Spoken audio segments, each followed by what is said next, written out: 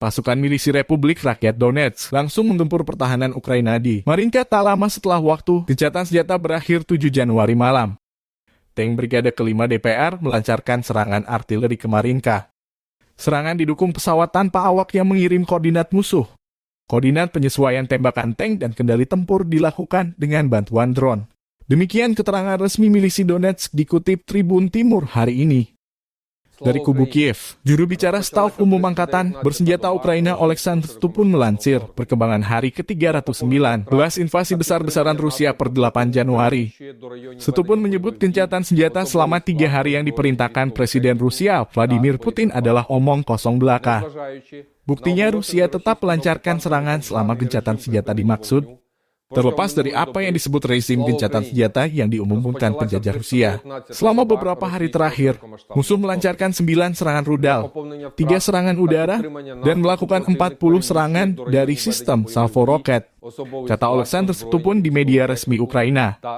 Dalam sehari, pasukan Ukraina menetralkan 430 prajurit Rusia, termasuk 3 tank, 5 kendaraan lapis baja, dan 3 sistem artileri.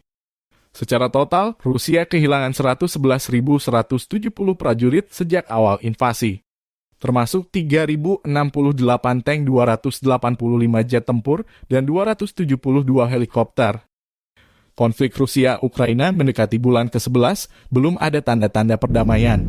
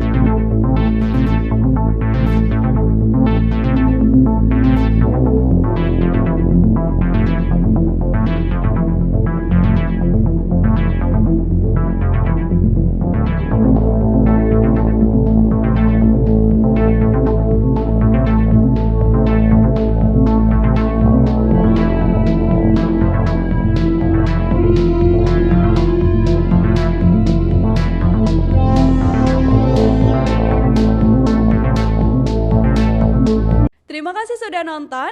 Jangan lupa like, subscribe, dan share ya.